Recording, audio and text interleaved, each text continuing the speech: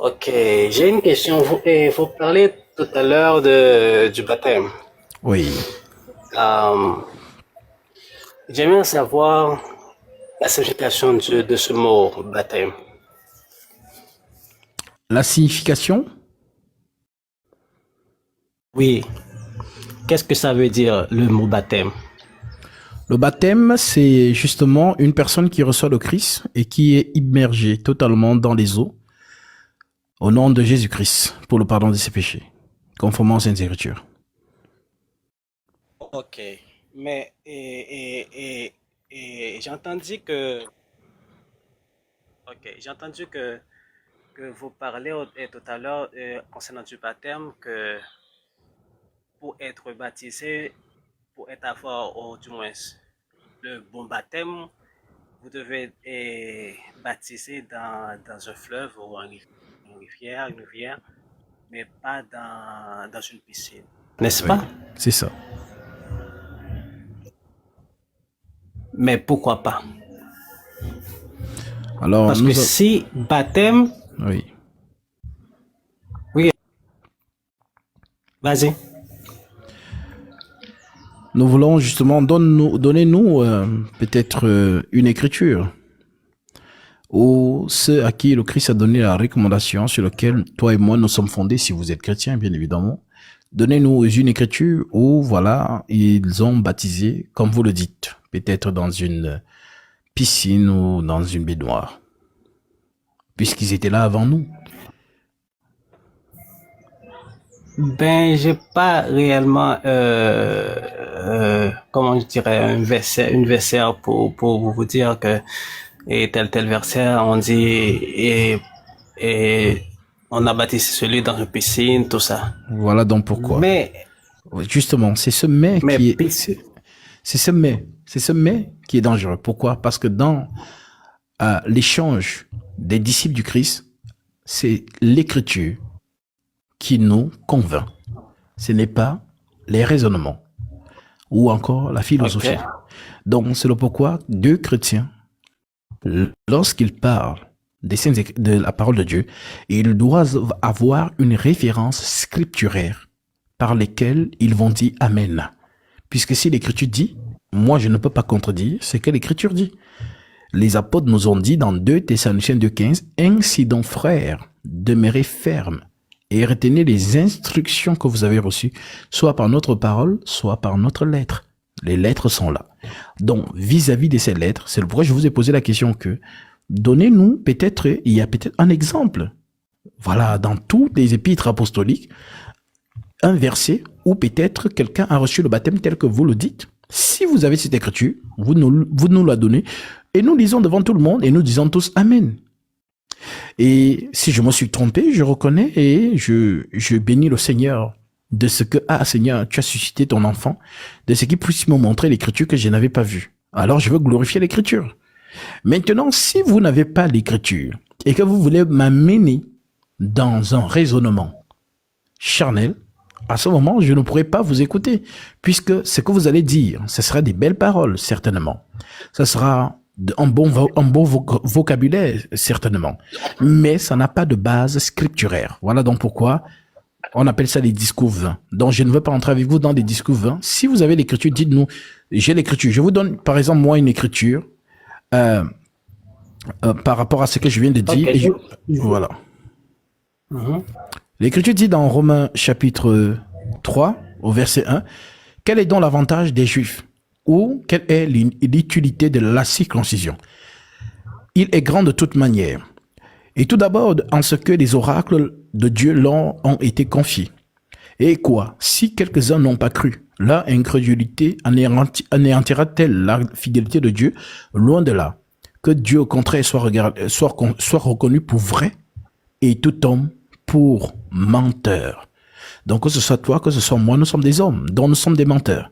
Mais on dit que celui qui est vrai, c'est Dieu. Et Dieu, c'est l'écriture. Alors on dit, afin que tu sois trouvé juste dans tes paroles et que tu triomphes lorsqu'on te juge. Donc, tu dois triompher en nous donnant l'écriture. Il est écrit, c'est ce que le Seigneur nous a montré comme modèle, toi et moi. Dans Luc chapitre 4, il disait à Satan, il est écrit, il est écrit, il est écrit. Donc, sur ce modèle, nous ne pouvons pas raisonner parce que moi aussi, je maîtrise la langue molière. Je peux aussi parler par raisonnement et par émotion pour susciter de l'émotion dans des personnes qui vont m'écouter. Mais si je vais parler par Dieu, je montrerai l'écriture. Alors maintenant, si je prends par exemple Actes chapitre 16, le baptême d'une de nos sœurs par l'apôtre Paul, on va voir où elle a été baptisée. Actes chapitre 16, verset 13, il est écrit: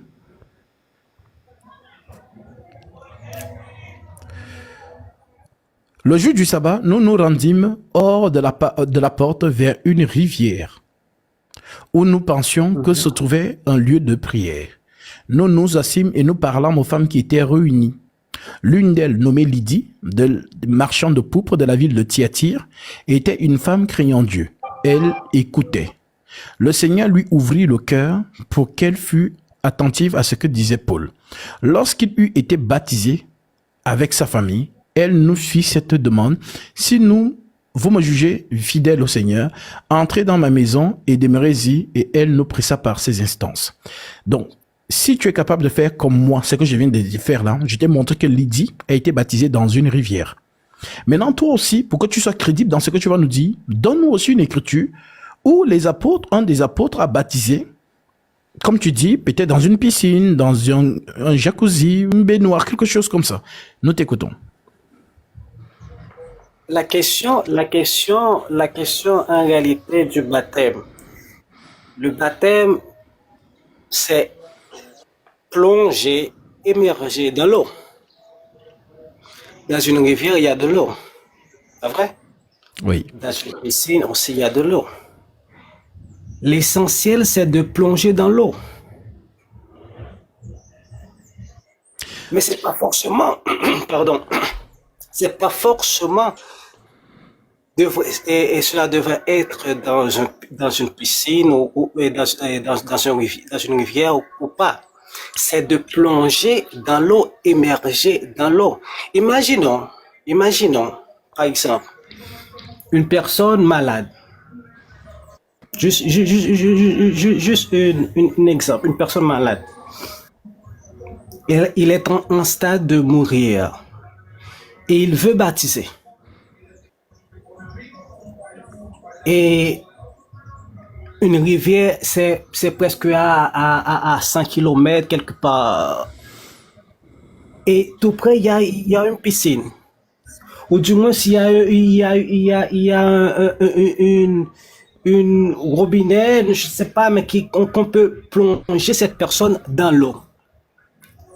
Cela veut dire que cette personne ne peut pas baptiser ou ne pourrait pas baptiser avant de mourir.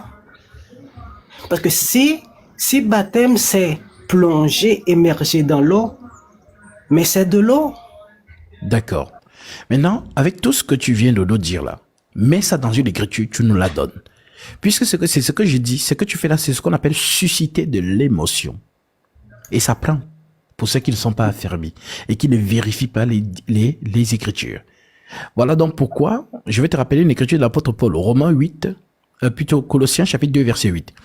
Prenez garde que personne ne fasse de vous sa proie par la philosophie ou par une vaine tromperie, s'appuyant sur les traditions des hommes, sur les rudiments du monde et non sur Christ. Nous, les chrétiens, notre fondement, c'est Christ. Jésus dit, c'est pourquoi quiconque entend ces paroles que je dis et les met en pratique sera semblable à un homme prudent qui a bâti sa maison sur le roc. C'est cette prudence que nous manifestons. Maintenant, ce que tu viens de nous dire, c'est beau, mais mets ça dans une écriture et nous dirons Amen. S'il n'y a pas d'écriture, c'est que ce que tu as dit, c'est susciter de l'émotion. Et même pour détruire cet argument, je veux prendre Actes chapitre 8. Nous allons lire quelque chose.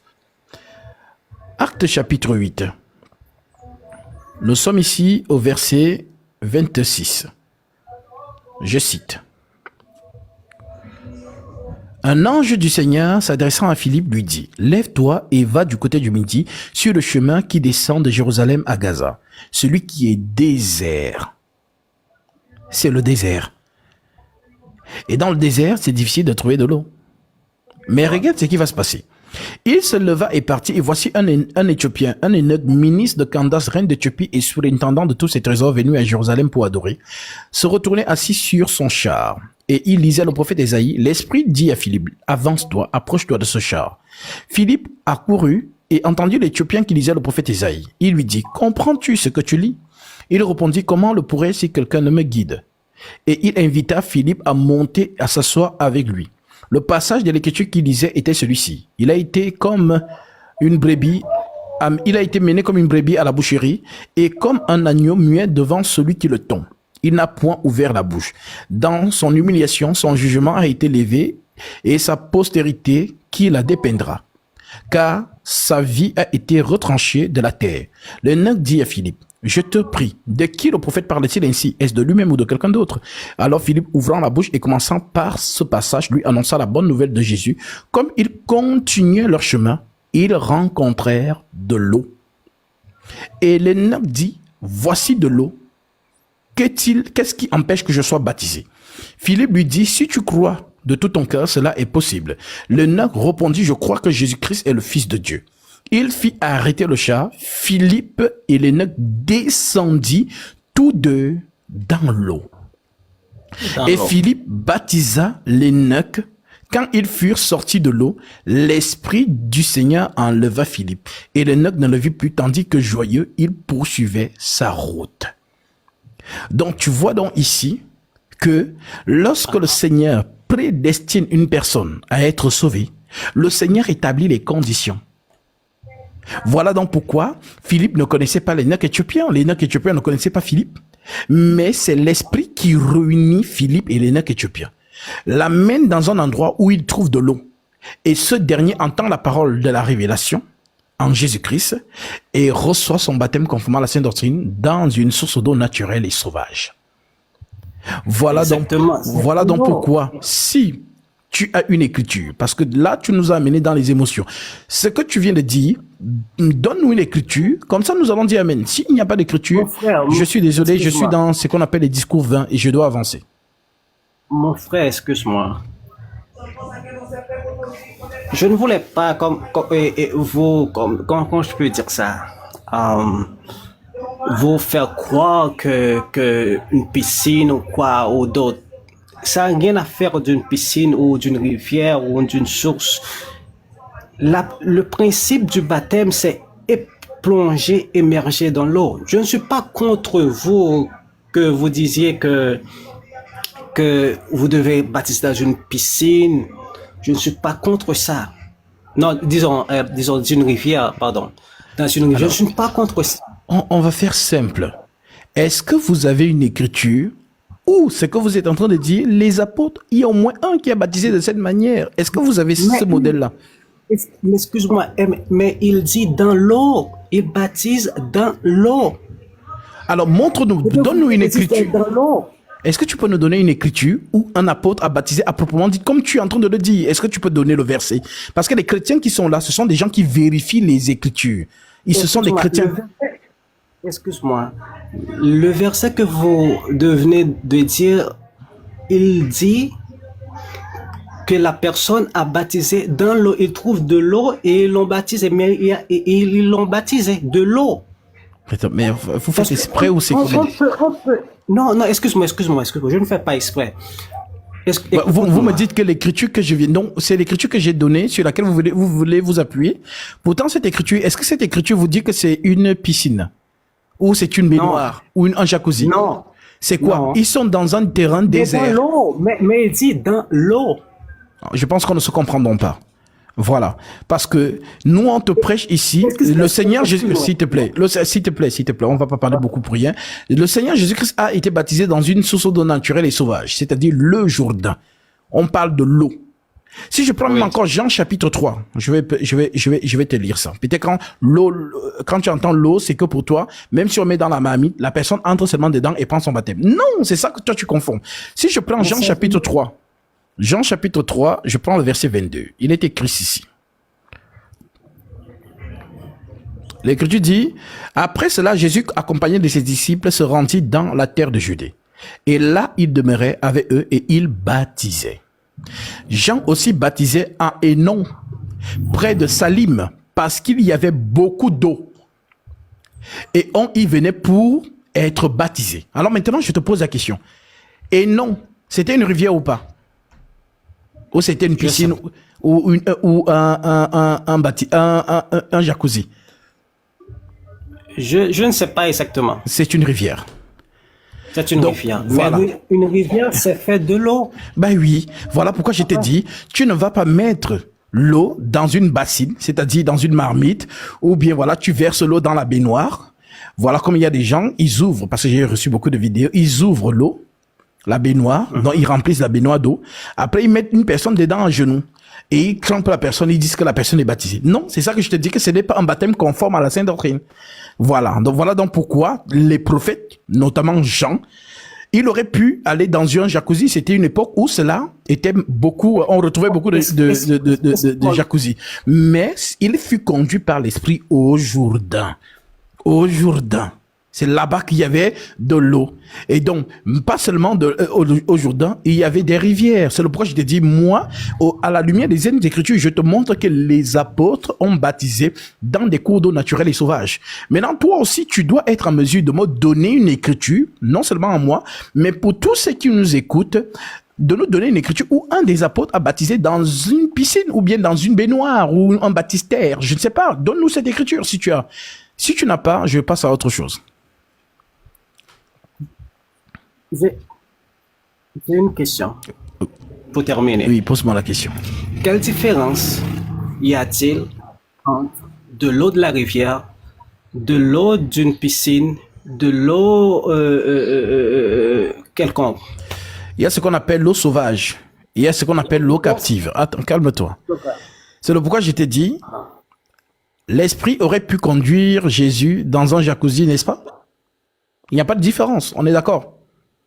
L'eau qu'on retrouve dans un jacuzzi et l'eau qu'on retrouve dans le Jourdain, il n'y a pas de différence, on est d'accord. C'est toujours l'eau, c'est liquide, on est d'accord. Ouais. Maintenant, la question est celle-ci. Est-ce que l'Esprit a conduit le Seigneur dans une baignoire ou... Il n'y avait pas de baignoire dans ce temps-là? Ben, il y avait des baignoires. C'est ce qu'on appelle les jacuzzis. Même en Égypte, on retrouve des baignoires en argile. Tu savais pas? Non, je ne savais pas. Ah bah si.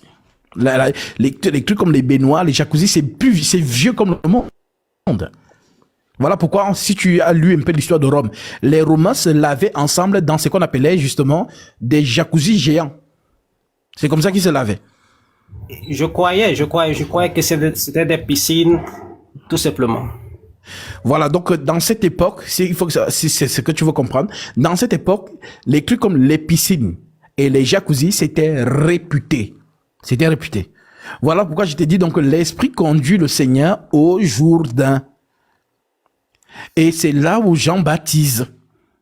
Maintenant, les apôtres, parce que ceux qui ont suivi Jésus étaient d'abord les disciples de Jean, qui ont pris leur baptême dans le même Jourdain. Maintenant, le Seigneur vient aussi prendre son baptême dans le Jourdain. Et quand les apôtres partent un peu de partout, ils baptisent dans une source d'eau naturelle et sauvage. Voilà, donc voilà pourquoi il n'y a pas de verset où un apôtre a baptisé, comme par exemple le Vatican baptise dans des seaux d'eau ou bien en versant 3 gouttes d'eau sur la tête d'une personne. Ce sont des baptêmes qui ne sont pas conformes à la Sainte Doctrine, tout simplement. Je suis contre ça. Celui-là n'est pas baptême parce que baptême veut dire et signifie plonger, émerger dans l'eau.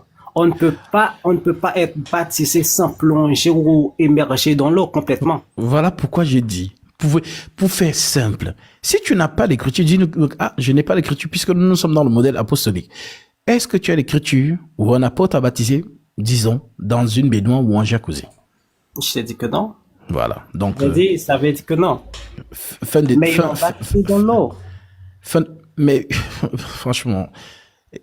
C'est bon, merci. En tout cas, je pense que tu as compris ce qu'on a voulu te dire à la lumière des Saintes Écritures. Voilà, peut-être tu confonds les temps d'eau et l'eau elle-même. Voilà, donc il y a ce qu'on appelle une source d'eau naturelle. C'est une eau qu'on n'a pas creusée, qu'on n'a pas donné une forme, ainsi de suite. Elle coule naturellement. C'est ce que nous avons voulu te faire comprendre. Et les apôtres ont baptisé dans des sources d'eau naturelles et sauvages. Dans leur époque, ils connaissaient bien les piscines, les baptistères, mais ils n'ont pas baptisé dans ces endroits-là. Ils ont tous baptisé dans des sources d'eau naturelles et sauvages. Je t'ai même montré Actes chapitre 8 dans un désert où on a trouvé de l'eau et ils se sont baptisés. Tout simplement, mon frère. Donc, retiens cela. Ok, mon frère, d'accord. Sois fortifié. Et j'ai une dernière question, excuse-moi. Euh, Si on n'est pas baptisé, on peut sauver si on n'est pas baptisé? Non, puisque On ne peut pas sauver si on n'est pas baptisé? c'est ça. Ok. C'est bon, je peux répondre ou tu veux rajouter quelque chose? Non, tu peux ajouter. En fait, le baptême, quand on parle de baptême, on fait référence à la nouvelle naissance. Le Seigneur dit à Nicodème, qui vient le voir de nuit, il lui dit, si un homme ne naît d'eau et d'esprit, il ne peut entrer dans le royaume des cieux. Donc, quand on parle donc de nouvelle naissance, on fait référence à trois choses. L'eau, le sang et l'esprit. Quand je suis né, quand tu es né, et quand tous ceux qui sont dans ce panel sont nés, les trois choses se sont manifestées. La perte des os de leur mère, la perte de sang de leur mère lorsqu'elle était en travail, et la réception de l'oxygène de l'air dans leurs poumons. Voilà les trois, c'est ce qu'on appelle donc naissance. S'il n'y a pas ces trois choses, on ne peut pas parler de naissance. Voilà pourquoi tu vas voir qu'il y a des mamans qui perdent des os, elles perdent le sang, mais lorsque l'enfant naît, l'oxygène de l'air ne valide pas sa naissance. Et il est déclaré cliniquement mort-né. Maintenant, lorsque les trois processus se sont accomplis, à ce moment, l'enfant est né et on peut remplir les documents. Déclarer nom du père, nom de la mère. Si on a compris le principe naturel de la chose, dans le principe spirituel, c'est pareil. Voilà pourquoi le Seigneur qui est venu avec l'eau et le sang, on dit que de son côté a jailli l'eau et le sang, symbole de la naissance. Mais est-ce que nous avons vu la troisième chose? Non, nous la voyons plus tard dans Acte 2. Le jour de la Pentecôte, le Saint-Esprit descend.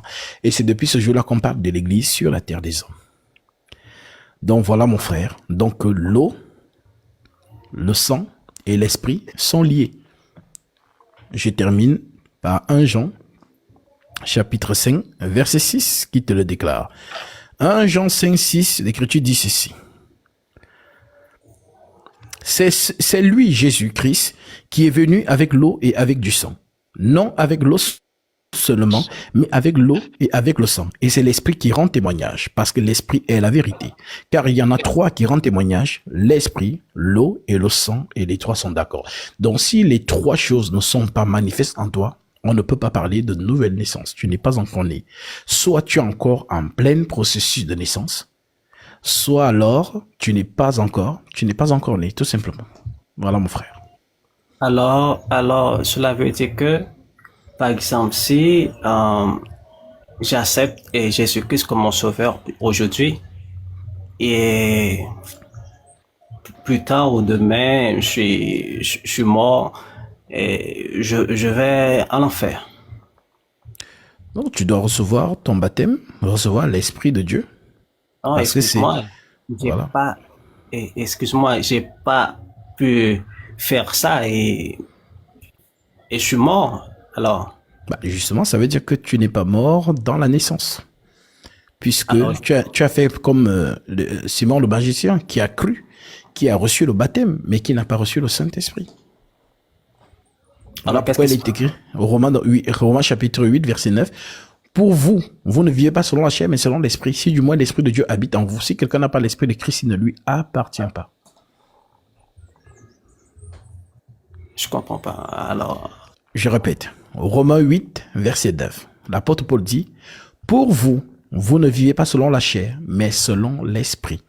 Si du moins l'Esprit de Dieu habite en vous, si quelqu'un n'a pas l'Esprit de Christ, il ne lui appartient pas. Ça veut dire que ce qui fait en sorte que tu appartiennes à Dieu, c'est lorsque ce dernier t'accorde son esprit. C'est ce qu'on appelle être scellé du Saint-Esprit. Ça veut dire que même si tu meurs dans l'espérance du salut éternel. Voilà donc pourquoi le même apôtre Paul peut te dire, je vais dire ça, dans Romains, chapitre 6, au verset 1. Que dirons-nous donc? Demeurions-nous dans le péché afin que la grâce abonde? Loin de là. Nous qui sommes morts au péché, comment vivions-nous encore dans le péché? Ignorez-vous que nous tous qui avons été baptisés en Jésus-Christ, c'est en sa mort que nous avons été baptisés. Nous avons donc été ensevelis avec lui par le baptême en sa mort, afin que, comme Christ est ressuscité des morts, par la gloire du Père, de même, nous aussi, nous marchions en nouveauté de vie. En effet, si nous sommes devenus une même plante avec lui, par la conformité à sa mort, nous le serons aussi par la conformité à sa résurrection, sachant que notre vieil homme a été crucifié avec lui, afin que le corps du péché fût détruit, pour que vous ne soyez plus esclaves du péché, car celui qui est mort est libre du péché. Or, nous sommes morts en Christ. Nous croyons que nous vivrons aussi en lui, sachant que Christ, ressuscité des morts, ne meurt plus. La mort n'a plus de pouvoir sur lui, car il est mort et c'est pour le péché qu'il est mort une fois pour toutes. Il est revenu à la vie et c'est par Dieu qu'il vit.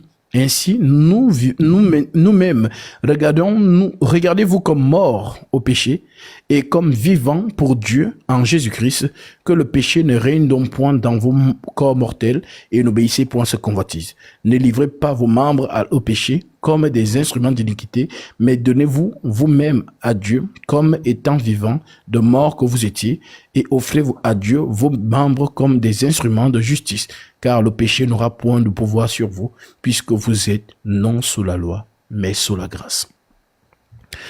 Tu as compris? Donc, le baptême au nom de Jésus-Christ, c'est rejoindre le Maître dans la mort. Et c'est une prophétie qui annonce la vie puisqu'il est ressuscité des morts. Maintenant, lorsque tu reviens, voilà, c'est ce qu'on appelle donc la personne est scellée, comme Corneille. Il a entendu la parole, il a été touché. Le Saint-Esprit descend sur lui et se met à parler en langue. Et Pierre dit, peut-on refuser l'eau du baptême à ceux qui ont reçu le Saint-Esprit aussi bien qu'à nous? Et il ordonna qu'ils fussent baptisés pour que les trois choses soient attestées. Voilà donc ce qu'on appelle la nouvelle naissance. Alors, si on n'est pas baptisé, on ne peut pas être sauvé. Non. Celui qui croira et qui sera baptisé sera sauvé. Celui qui ne croira pas sera condamné. Ce seront les paroles du Maître. Ok. D'autres questions? Non, c'est que je me suis un peu troublé dans ce sens. Parce que je ne sais pas si tu peux me répondre cela. C'est que, imagine-toi que je donne ma vie à Jésus et pour quelque chose, pour une malheur arrive et sans savoir être baptisé et je suis mort, alors je ne peux pas être sauvé. Alors, le Seigneur connaît ses enfants. Ça veut dire que c'est pas nous qui faisons les choses pour être sauvés. C'est le Seigneur qui nous sauve. L'Écriture dit, ce n'est point par les œuvres afin que personne ne se glorifie. Ça veut donc dire que si tu es une brebis du Seigneur, tel que lui-même l'a dit, je connais mes brebis. Et elles me connaissent, elles entendent ma voix, elles me suivent. Donc c'est le bon berger qui viendra te chercher puisque tu es sa brebis. Voilà donc pourquoi tu ne peux pas quitter ce monde sans recevoir le baptême conforme à la sainte doctrine et le sceau de Dieu, en autre terme son esprit. Ce n'est pas possible. Voilà. En fait, les gens pensent que ce sont eux qui choisissent Jésus. Pourtant, c'est faux. Le Seigneur dit, ce n'est pas vous qui m'avez choisi, c'est moi qui vous ai choisi. Et je vous ai envoyé pour que vous portiez du fruit. En d'autres termes, tous ceux qui appartiennent au Seigneur Jésus-Christ recevront le salut. Ça ne dépend pas de toi, ça ne dépend ni de celui qui veut, ni de celui qui court, mais de Dieu qui fait miséricorde. Romains chapitre 9. Alors, moi je crois que c'est pas un hasard. Oui. Excuse-moi. Vous disiez tout à l'heure, ceux qui reçoivent le salut et Jésus-Christ recevra le salut, pas vrai? Oui. Mais pourquoi, si je ne suis pas baptisé, je ne peux pas être sauvé? Mais parce que justement, après avoir cru, on reçoit le baptême. Mais si, par exemple, et comme je vous l'avais dit, pardon, et j'ai pas eu le temps de baptiser et je suis mort alors. C'est ça que j'ai dit, ce n'est pas possible. Comment ce n'est pas possible? Il y a beaucoup de personnes qui sont passées par là. Si tu es l'enfant de Christ, le Seigneur manifestera les circonstances pour que tu reçoives ton baptême. C'est ce qui s'est passé pour les neuf Éthiopiens. Alors, ces personnes-là qui sont mortes sans avoir baptisé ne sont pas Sont perdus. enfants de Dieu, sont perdus. Ils sont perdus, exactement. C'est lui-même qui dit, large est la porte, spacieux le chemin qui mène à la perdition. Il y en a beaucoup qui entrent par là. Étroite est la porte, resserré le chemin qui mène à la vie. Il y en a peu qui les trouvent. Mais donc, alors, si Dieu, oui. Excuse-moi, mais alors, à quoi bon de passer cette processus et mourir après et ça ne vaut rien, ça ne vaut pas la peine, alors. Justement, tu parles de processus, mais c'est toi qui dis que si tu as cru et que tu n'as pas reçu le baptême, le processus, c'est le processus complet. Ce n'est pas le processus incomplet. Quand on parle du processus complet, c'est ce que je viens prenons un peu l'exemple. Peut-être quand je cite de mémoire, peut-être, voilà. Si je prends Actes chapitre 10, je prends le verset 44, précisément. Il est écrit ici. Tous les prophètes rendent de lui témoignage que quiconque croit en lui reçoit par son nom le pardon de ses péchés. Oui. Comme Pierre prononçait encore ces mots, le Saint-Esprit descendit sur tous ceux qui écoutaient la parole. Tous les fidèles juifs qui étaient venus avec Pierre furent étonnés de ce que le don du Saint-Esprit était aussi répandu sur les païens, car ils les entendaient parler en langue et glorifier Dieu. Alors Pierre dit, peut-on refuser l'eau du baptême à ceux qui ont reçu le Saint-Esprit aussi bien qu'à nous? Il ordonna qu'ils fussent baptisés au nom du Seigneur, sur quoi il les prièrent de rester quelques jours après eux. Donc tu vois ici qu'on cite les trois choses. Corneille a reçu la parole, Corneille a reçu le Saint-Esprit, Corneille a reçu le baptême d'eau. Ça fait trois choses. Maintenant, dans 1 Jean 5, verset 6 que je t'ai donné, je t'ai dit, il y en a trois qui rendent témoignage, l'esprit, l'eau et le sang, et les trois sont d'accord. Maintenant, je prends un autre cas de figure. Nous sommes dans Actes chapitre 19, verset 1. Il est écrit, pendant qu'Apollos était à Corinthe, Paul, après avoir parcouru toutes les hautes provinces de l'Asie, arrivait à Éphèse. Ayant rencontré quelques disciples, il leur dit, avez-vous reçu le Saint-Esprit quand vous avez cru? Ils répondit, nous n'avons même pas entendu dire qu'il y a un Saint-Esprit. Il dit, de quel baptême avez-vous donc été baptisés? Ils dirent du baptême de Jean. Alors Paul dit, Jean a baptisé du baptême de la repentance, disant au peuple de croire en celui qui venait après lui, c'est-à-dire en Jésus. Sur ces paroles, ils furent baptisés au nom du Seigneur Jésus. Lorsque Paul leur eut imposé les mains, le Saint-Esprit vint sur eux et ils parlaient en langue et prophétisaient. Donc tu vois, donc on parle toujours des trois choses. Ils ont cru à la parole que Paul leur a exposée. Ils ont été baptisés au nom du Seigneur Jésus par Paul. Et Paul leur impose les mains pour recevoir le Saint-Esprit. Donc les trois choses, pour eux, on peut parler de nouvelle naissance comme avec Corneille. Voilà pourquoi j'ai dit tout enfant de Dieu sur cette terre va passer par les trois choses pour mourir dans ce qu'on appelle l'espérance. Donc, tu ne peux pas confesser seulement deux choses autres. Non, tout doit s'accomplir. Voilà donc pourquoi Simon le magicien, lui, il a cru.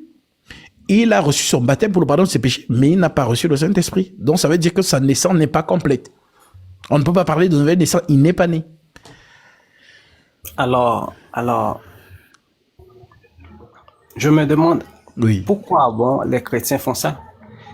J'ai vécu des choses, excuse-moi, je vais expliquer quelque chose. Vas-y. J'ai vécu pas mal de choses il y a des personnes qui sont en face de la mort et les chrétiens viennent à lui et parlent de Jésus pour accepter Jésus comme son sauveur. Et ils l'ont fait et après ils sont morts. Alors pourquoi on fait ça? Alors, je te réponds. Est-ce que tu peux me montrer, toujours le même principe, une écriture qui recommande de faire ça? Ça n'existe pas. Mais alors, pourquoi ils le font? Ce sont les émotions. Ça n'a rien à voir avec Dieu. Tous ces gens qui se sont retrouvés sur les lits des hôpitaux, malades ou bien en pleine agonie, Ce sont des personnes qui ont d'abord vécu comme toi. Ils étaient en bonne santé. Ils ont vécu, ils ont fait la vie. Ils ont entendu parler de cette parole, mais beaucoup ont négligé. C'est quand on est là, dans son lit de mort, je t'assure, que ces choses commencent à prendre sens. Mais peut-être il est trop tard. Peut-être quand, tu sais, quand l'être humain, tout va bien dans sa vie. Il a beaucoup d'argent, il a une belle famille, il a une belle entreprise, il a un bon chiffre d'affaires, tout va bien. À ce moment, ces choses que nous prêchons n'ont pas de sens. Voilà, non, c'est pas important. Mais je peux te rassurer, c'est quand une personne traverse quelque chose, comme la mort, on va dire ça comme ça, dans les ratés, c'est-à-dire ceux qui ont fait des accidents, ceux qui ont été frappés par des maladies rudes, je peux te dire que c'est dans ces états-là qu'ils comprennent que Jésus-Christ est vie. Voilà donc pourquoi l'Écriture dit, n'endurcissez pas vos cœurs quand vous entendez sa voix, la parole du Christ. C'est maintenant que nous prêchons à tous ceux qui sont en bonne santé là, de croire, qu'ils n'attendent pas de faire un accident ou d'être en phase terminale de telle chose pour demander le Seigneur. Voilà pourquoi tu vois donc que les gens qui font ça en général, ce sont les catholiques qui vont dans les cheveux des lits, voilà, faire aux gens, est-ce que tu veux croire en Jésus avant de mourir? Ça, ce n'est pas écrit. L'Écriture ne dit pas que nous devons faire ça. L'Écriture dit, allez et prêcher la bonne nouvelle à toute la création. Celui qui croira et qui sera baptisé sera sauvé. Celui qui ne croira pas sera condamné. Voilà pourquoi, comme tu dis, les gens font beaucoup dans ce qu'on appelle les émotions. Mais Dieu, lui, il est dans ses principes, les Écritures. Il nous a donné une marche à suivre, nous la suivons. Donc, Ok. Oui. Je me souviens d'une chose maintenant, quand vous parlez, à propos une histoire de Jésus. Quand il était au croix, il y avait deux personnes, une à droite, à gauche. Oui. Et l'un d'eux disait que, je me rappelle pas de l'histoire, mais il disait, maintenant, tu vas dans les cieux avec moi, je me rappelle pas exactement, mais En fait, je crois que vous... Oui, je vois de quelle écriture vous parlez. Là où il a dit, souviens-toi de moi quand tu viendras dans ton royaume. Et Jésus lui dit, aujourd'hui, tu seras avec moi dans le paradis. Ouais. Voilà. Et alors, qu'est-ce qui se passe alors? Alors, je te poserai la question de savoir, on baptise au nom de qui? De Jésus. Maintenant, qui dit à cet homme, tu seras avec moi dans le paradis? Jésus. Voilà, tout simplement, voilà ta réponse. En d'autres termes, c'est Dieu lui-même qui dit à cette personne qui avait lu sur la croix, aujourd'hui, tu seras avec moi dans le paradis. Ah, cela veut dire que seulement cet homme-là qui avait la chance de pouvoir aller aux cieux, Oui, avec Jésus. Puisqu'il est avec Jésus à la croix. Ici, il faut comprendre que c'est une prophétie. Il ne se retrouve pas à la croix là, avec, c'est-à-dire, c'est un accident. Non, ces deux que tu vois là ont été prophétisés. Je vais te les lire. Dans le livre d'Ésaïe. Tu connais le prophète Ésaïe, n'est-ce pas? Dans Ésaïe 53, voici ce qui est dit.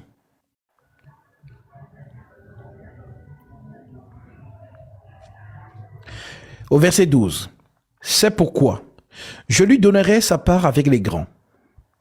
Il partagera son butin avec les puissants, parce qu'il s'est livré lui-même à la mort, et qu'il a été mis au nombre des malfaiteurs. Qui sont les malfaiteurs? Les deux brigands à la croix. Donc nous sommes dans le livre d'Ésaïe, des générations avant la venue de Jésus, qui avait déjà vu ces malfaiteurs-là avec lui à la croix. Donc ce n'est pas un hasard qu'il se retrouve là avec eux. Il aurait pu être crucifié seul. Mais pourquoi les malfaiteurs sont avec lui, les deux là? Voilà pourquoi on annonce, il a partagé le butin avec les puissants, parce qu'il s'est livré lui-même à la mort. Et qu'il a été mis au nombre des malfaiteurs, parce qu'il a porté les péchés de beaucoup d'hommes, et il a intercédé pour les coupables. Donc, je peux t'expliquer, dans la Révélation, Ces deux-là, puisque le Seigneur, en réalité, n'est jamais seul. Lorsqu'il monte avec Pierre, Jean et Jacques sur la montagne, on voit les deux qui apparaissent, Élie et Moïse. Lorsqu'il vient chez Abraham, il est toujours avec eux deux. Voilà pourquoi à la croix aussi, on le retrouve avec ces deux-là.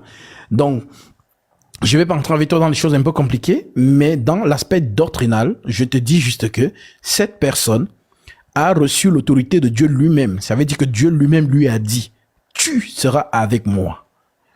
Voilà, si Jésus dit, qui va dire le contraire? C'est le maître lui-même. Nous, on baptise au nom du maître. Voilà, pour ceux qui croient. Maintenant, celui qui était à la croix avec lui, Jésus lui-même, le maître, dit, c'est lui qui dit dans son évangile, je donne la vie à qui je veux et je la reprends quand je veux. Donc, le Seigneur a donné la vie à ce dernier, tout simplement. Et la droite, je ne vais pas entrer dedans pour l'instant puisque nous sommes dans les principes, mais ce brigand, justement, c'est plus prophétique que ce que tu ne penses. Je peux te dire que c'est deux peuples. Voilà, celui qui se répand manifeste la foi. Ce sont les nations. Et celui qui demeure dans l'orgueil, c'est Israël. Voilà pourquoi aujourd'hui les nations sont en train de manger dans la table d'Israël, tandis que Israël a son dos continuellement courbé, conformément à Romains chapitre 11. C'est l'enseignement de l'apôtre Paul. Voilà pourquoi Jésus disait, les prostituées vous dévanceront dans le royaume des cieux. Tout simplement. Ok, je comprends alors. Voilà. Donc moi, tu sais ce que je crois? Je crois que on ne discute pas par hasard aujourd'hui, toi et moi. Je pense que le Seigneur a voulu qu'on puisse échanger sur ces questions, afin que tu saches qu'est-ce qu'on appelle réellement la sainte doctrine. Donc, moi, je ne te mets aucune pression, mais je te dis juste que ce qui vient de se passer n'est pas le fruit d'un hasard. Si ces paroles ont trouvé sens dans ton esprit, tu les méditeras, et si réellement le Seigneur a un plan pour toi, on se verra dans les eaux du baptême, pour que tu reçoives ton baptême conformément à la sainte doctrine. Tout simplement, mon frère. Voilà. Mais vous savez que il y a des choses maintenant que je ne comprends pas en réalité. Parce Dis-moi. que si on dit vraiment que Dieu est un Dieu d'amour, tout ça, et imaginons, moi, évidemment, l'année dernière, j'ai un cousin qui est mort alors, et dans le dernier jour, je crois, il y a une personne qui avait parlé de lui, qui parlait avec lui à propos de Jésus, tout ça, et il a accepté. Il a Oui. accepté Jésus, alors il est mort, sans avoir baptisé, sans avoir reçu le Saint-Esprit, tout ça, les trois choses que vous disiez. Alors, d'après vous, il ne va pas au paradis, dans les cieux.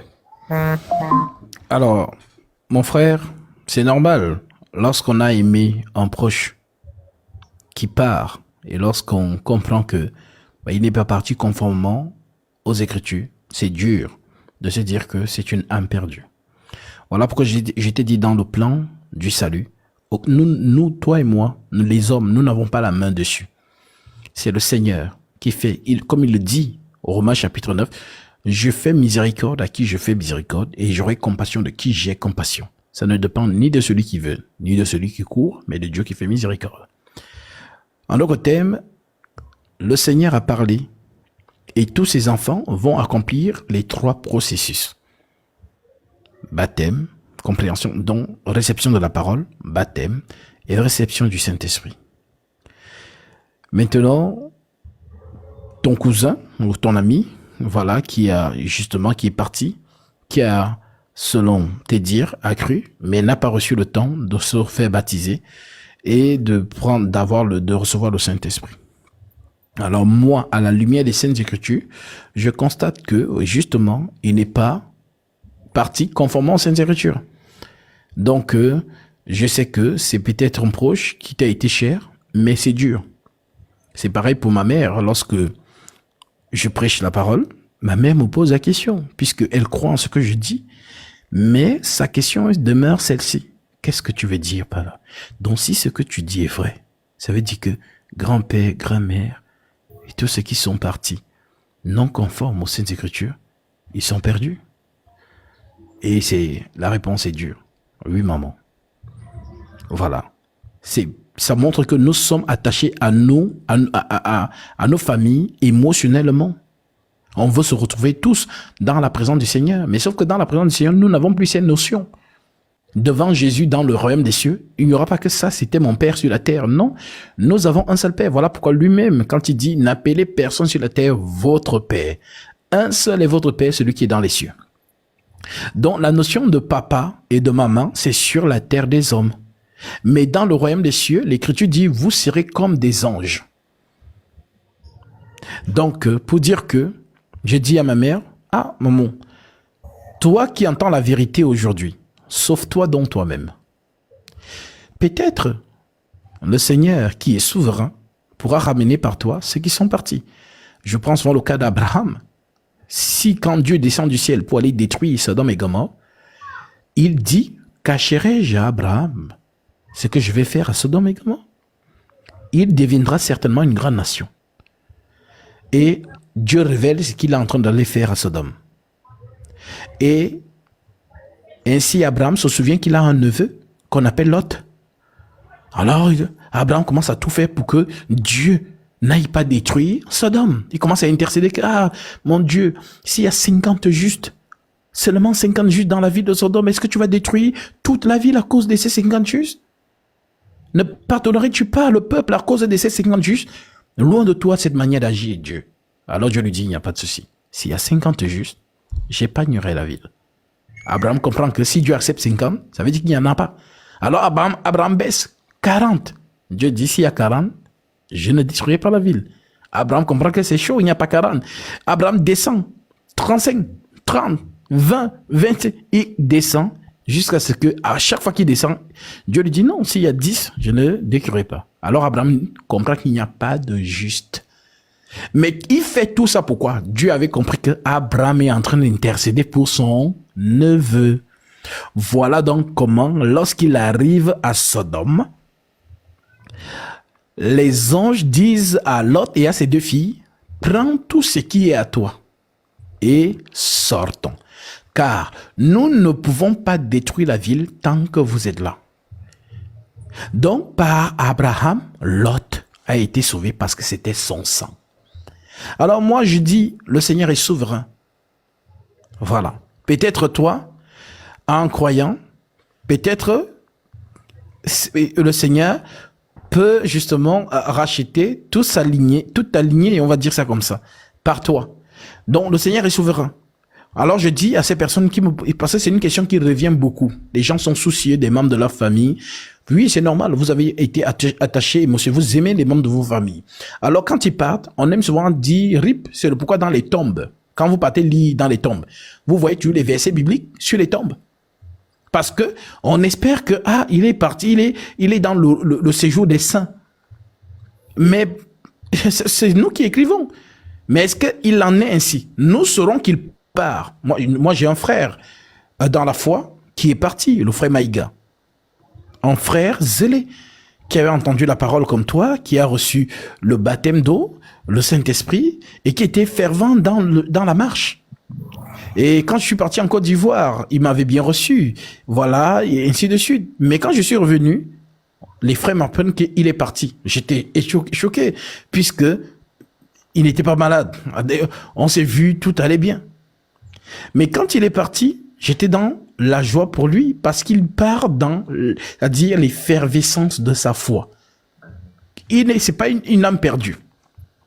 C'est une âme qui va donc dans le séjour des saints. Je vais te lire une écriture. Ok.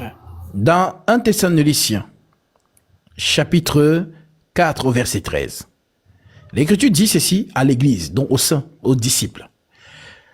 Nous ne voulons pas, frères, que vous soyez dans l'ignorance au sujet de ceux qui dorment, afin que vous ne vous affligez pas comme les autres qui n'ont point d'espérance. Car si nous croyons que Jésus est mort et qu'il est ressuscité, croyons aussi que Dieu ramènera par Jésus et avec lui ceux qui sont morts. Voici en effet ce que nous vous déclarons d'après la parole du Seigneur. Nous les vivants restés pour l'avènement du Seigneur, nous ne devancerons pas ceux qui sont morts, car le Seigneur lui-même a un signal donné à la voix d'un archange et au son de la trompette de Dieu, descendra du ciel et les morts en Christ ressusciteront premièrement. Ensuite, nous les vivants qui serons restés, nous serons tous ensemble enlevés avec eux sur les nuées à la rencontre du Seigneur dans les airs, et ainsi nous serons toujours avec le Seigneur. Consolez-vous donc les uns les autres par ces paroles.